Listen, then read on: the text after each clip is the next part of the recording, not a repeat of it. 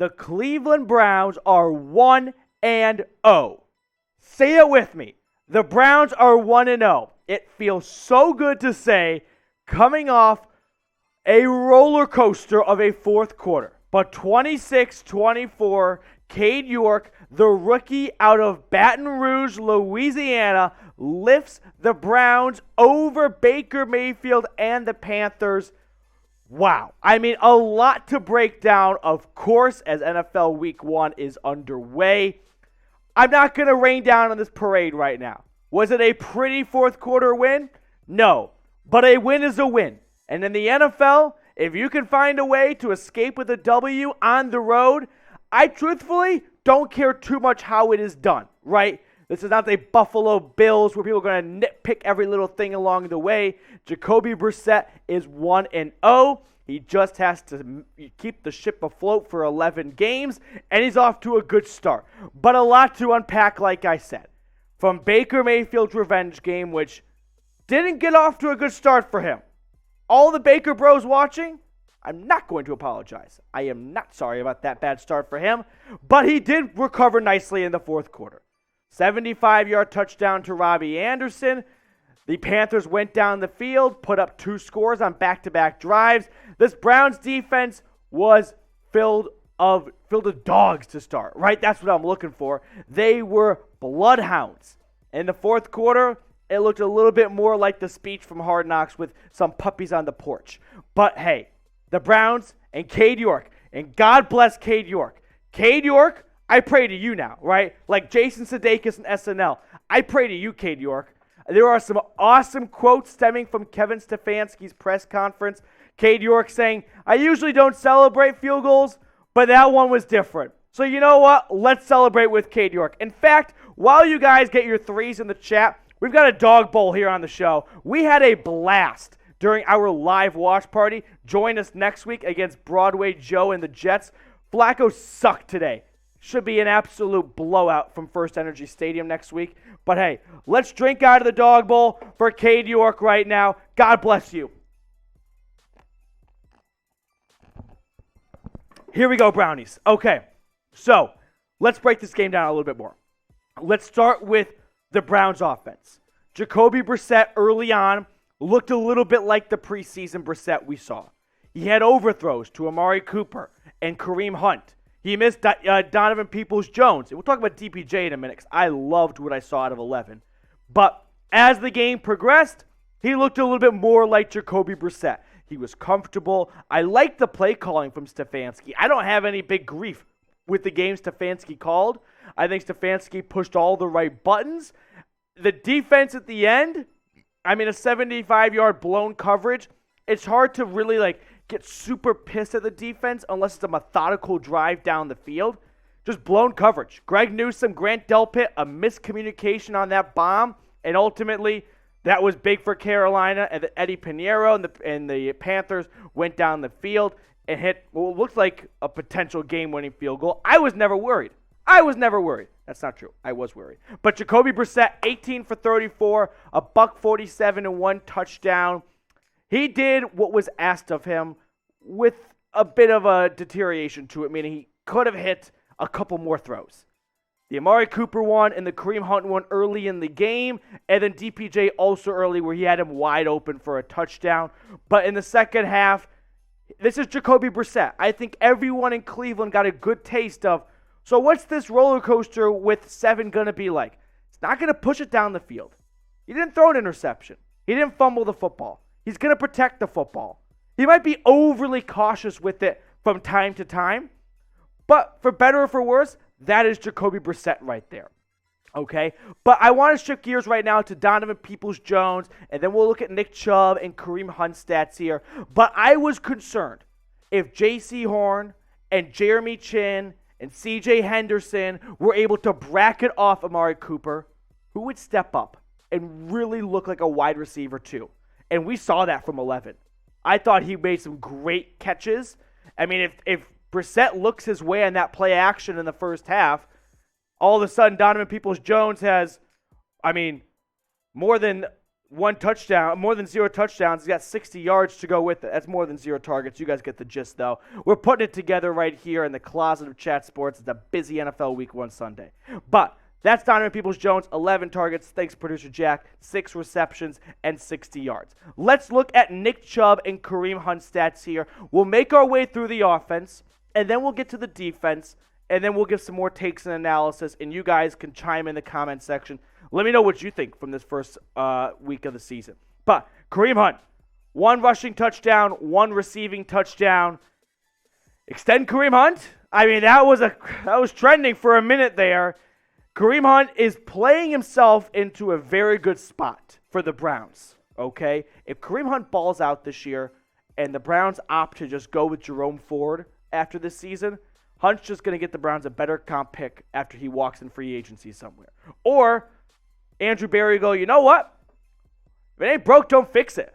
Let's run 24 and 27 back again for another season, and this time with Deshaun Watson as the QB for the entire season. Also, Deshaun Watson was tweeting during the game. It was fun to see that for him. But Nick Chubb, well over 100 yards. He was just grounding pepper this game. Slashing and dicing all over this Carolina defense. Never found the end zone. Didn't need to. Nick Chubb was Nick Chubb. He was vintage Chubb. I had a half a Chubb. I had a full Chubb. I went there. I shouldn't have, but I did. It was a low-hanging fruit. But Nick Chubb was great, okay? Now we get towards the defense. Myles Garrett, this Browns-led defense here, had an awesome 3 quarters, arguably, against the Carolina Panthers. Would you agree? He had kind of half a sack. I don't think they ever gave him credit for it, but back-to-back sacks against the Panthers and Baker Mayfield, including a forced fumble that he almost had. Myles Garrett had a bit of a slow-ish start. Credit to Ike Mekwonu. He definitely was not phased early on. But also, the Panthers schemed against Garrett. A lot of quick passes. A lot of runs away from the left side of the defense, right? They were playing away from 95. And that's why you have Myles Garrett. Because even if he can't make an impact on the stat sheet, his impact is being made. Because the defense knows, well, they're not going to that side of the field. We could probably cheat a little bit over here. We know what's coming on offense. It makes things a lot more predictable. Now, tomorrow, when I'm a little bit calmer, because I'm pretty much riding this high right now for the rest of the night. You got to be. I don't think I'll come down from this until like Wednesday afternoon. I'll wake up Wednesday morning feeling pretty good. I won't wake up feeling dangerous. I'll wake up feeling good. Make sure you subscribe. Okay, let's get to Baker, because it wouldn't be right if we didn't talk about the elephant in the room, Baker Mayfield. It was fun at first. The revenge tour, the first show was canceled. It did not get off to a good start. It was 3 and out after 3 and out. Then he had a Grant Delpit pick him off. He looked like a lot of Baker we saw last season. Erratic, poor footwork, misfires, miscues, and just a bottle of unknown. That's what Nick Chubb said. You don't know what you're going to get out of Baker here. Now, if you want to compare the stats head-to-head, overall, the Browns dominated, right? Total yards. In the air, it was Carolina, but on the ground, 217. Listen, if the ground game's working, you don't have to go to the passing game. You know what I'm saying here? The Browns were efficient on third down. I felt 8 of 18 for Jacoby Brissett's first game. It's hard to really get upset. You can't ask for a complete A-pluses across the board there. Penalties, we'll talk about that roughing the passer against Brian Burns and then the mysterious one against Taven Bryan in the end zone in a moment. But first, our sportsbook partner, BetUS, is back for another season, and you should be too. Head on over to chatsports.com/bet. Use promo code Browns125. When you use that promo code, they're going to serve you an additional 125% deposit bonus. Who rode with me on Browns money line? I placed my bet back in July, I think, okay? I mean, come on. But now, let's get to the Cade York. Let's get to the walk-off field goal. I don't want to say I told you so.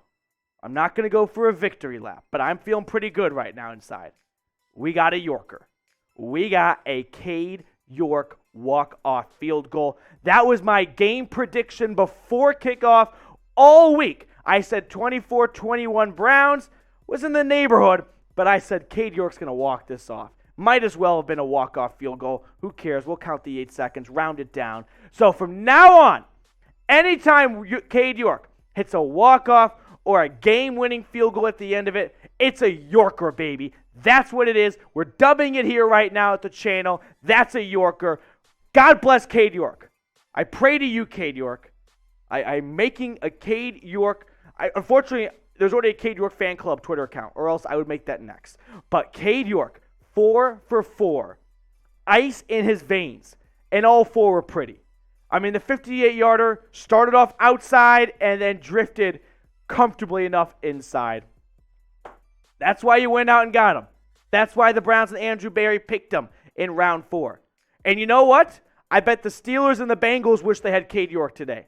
Because the entire NFL was just a missed field goal saga for the entire noon slate. One missed kick after another. Couldn't be us. Couldn't be us, right? Who would have thought this? Not me. I never doubted it. Was never worried for even a split second. All right. Let's kind of pull this thing, go full circle, and let you guys enjoy the rest of your Sunday here.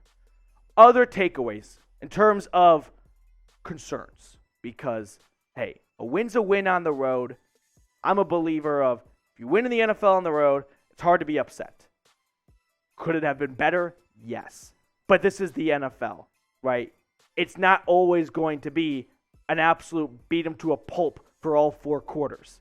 Credit to the Panthers. They rallied in the 4th quarter. Credit to Baker and that offense. But ultimately, Kevin Stefanski said it best, I think, after the game. He told Jacoby Brissett in the offense, do you mind just getting to the 40-yard line? That should be comfortable for Cade York. And they're like, oh, that's it? Yeah, we can do that. No problem. And sure enough, they got him there. They got him where he needed to be to put him in a spot to make the game-winning kick. Cade York, God bless you. He's a Yorker. Right, Jack? He's a Yorker. Okay. That is probably going to do it for us on today's show. I'm trying to just...